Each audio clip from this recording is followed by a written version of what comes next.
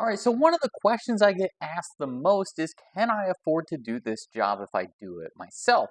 Obviously, you're saving a ton of money by not paying for labor and only paying for parts. But let's go ahead and add up what it all costs to do the work on the Acura Legend. Now, remember, we did this over a series of months, and you can obviously shrink that if you were more dedicated and working off of a tighter timeline. Us, because we had the winter months, it didn't really make much sense to rush the job, so we went ahead and took our time. Now, the question on the table is, how much money does it really cost to do this work, and how much money am I really saving? Now, that really distills down into a couple components of conversation. One component of conversation is, how much work do you want to invest into the car? Now, if you had a head gasket issue, certainly you could just replace the bare minimum and put the car back on the road. And what I mean by bare minimum is really the brass tacks. Now, we took a different approach and decided that we were going to restore the entire engine from the head up and all the connected components. So why not take the time while we're in there to invest a little bit more time, but also a little bit more money? So that's reflected in the spreadsheet that I'm about to show you. But let's go ahead and dive into what the actual cost of everything amounted to when we talk about the work on the Acura Legend. So I've got it pulled up here. This is everything under the sun, as it was to be said. So let's go ahead and dive in. Well, the first thing is we got ourselves a head gasket replacement kit from Felpro. Now, you can certainly buy the head gasket separately, but you can save a ton of money if you buy a head gasket replacement kit. These kits are basically all in one. So this would be everything you need to do and everything that you need to have from a part perspective to replace the head gaskets. That is like the bare minimum that you would need. So that cost us $197. Now, while we were in there, we went ahead and did a timing belt. Even though we had just done a timing belt, it's good peace of mind to go ahead and do the timing belt again, especially when we're talking about $16. So that was pretty easy. Now, depending on the condition of your NOx sensors, you might be able to salvage those and save yourself the cost here. But we went ahead, because of the location of the NOx sensors, replaced the NOx sensors, and that amounted to two NOx sensors, and the total amount for both NOx sensors was $155, almost $156. Now, there's a couple exhaust gaskets, miscellaneous costs here, a couple bucks, no big deal. We did replace all the fuel injector O-rings. That amounted to $32.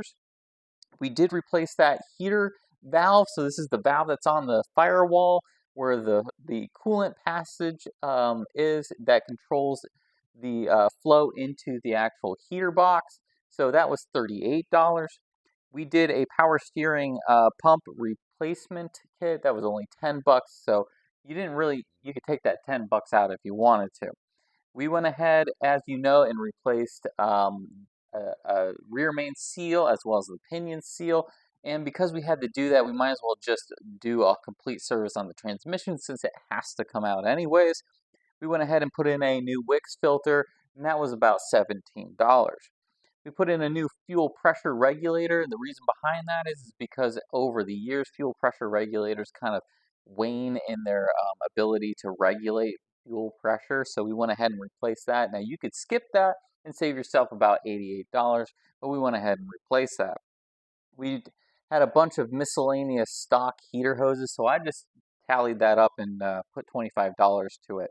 Could have been a little bit more, could have been a little bit less, but as you know, we make a lot of our own heater hoses and coolant hoses, so we went ahead and just bought stock. It cost me about $25.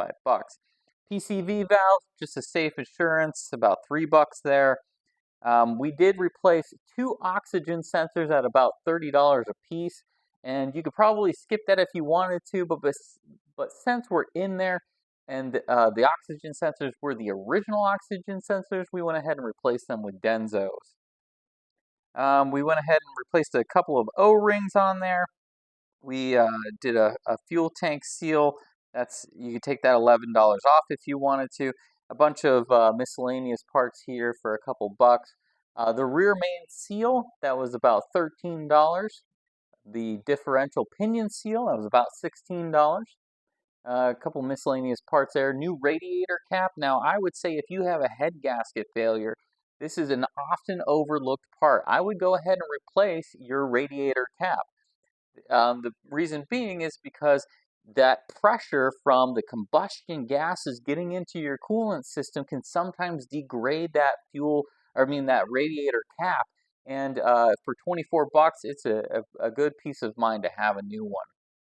Automatic transmission fluid, about $75 there because we had to remove that transmission again. While we were in there, we replaced the cooler hoses that run from the transmission all the way to the front of the car where the radiator is. That was about $19. A couple of seals there for about $8 and $10. We replaced the fuel, all the rubber fuel hoses. And that was about 12 bucks. We did put in an oil catch can for a total of $25. I think that's a pretty good recommendation to go ahead and put an oil catch can in there. That's going to help clean up a lot of that oil that gets introduced into the engine and burned and then caked onto the pistons. If you watched our earlier videos on the head gasket and where I removed the heads, you can see all the baked on oil on top of those pistons. It was a lot, and we ended up cleaning up a bunch of that. And you can prevent a lot of that with an oil catch can. Exhaust manifold studs. So this is because the exhaust manifold studs were seized in there. We ended up pulling them out, and they were also the threads were pretty damaged on there. So we went ahead and replaced the manifold studs with a new kit for 20 bucks. Put a new oil filter in there for about $6. We've got new oil in there for $15. Now this is the big ticket item here. So this is making sure that you do the job right the first time. And this is that machine shop cost. Now we had to obviously send our heads out. We don't have a machine shop on site and don't have the tools to do all this, but we did a resurfacing of the heads. This is where you take a little bit of that layer of material off on the heads to get a nice smooth mating surface back to your block when you go to put the head gaskets on. We also did a three-way valve job on there. That's really making sure that the valves seat really nicely to the head for a good to increase the compression there. Back to stock. Also, we ball honed the guides for the valve stems. This is to make sure that we have a nice seal with our new valve stem seals. So all of that costs about $800. Now that is a big bill, but it's also peace of mind to make sure that you've got a nice functioning motor and you're not going to have to repeat anything. A lot of people skimp on this and they end up having to go back in there and do all the work again, and you end up costing yourself more in the long run. So for $800, might as well take care of it. We went ahead and put some new coolant in there for about $6, some new heater hoses that we had to actually order. Those cost about 30 bucks a piece. So what did we end up with all said and done? So we did all of this work. We'll go back up to the top where the total is, and it cost us about $1,800 all said and done to put this car back on the road after a failed head gasket. Now you could dive into this even more. You could put in, another recommendation would be a new thermostat. We didn't do that because our thermostat was fully functional and it wasn't, it was recently replaced in an earlier video, as you know, but that's another recommendation. So you probably have another $30 there for a thermostat. So you'd be just over $1,800 when it's all said and done. Now, a couple of you may say, well, that seems like a lot of money and it's not really worth it on a car like this. And maybe that's true for you, but for us, this is a good investment. We're basically making sure that this car runs for another 30 years. So there you have it. That's how much it costs to put this car back on the road.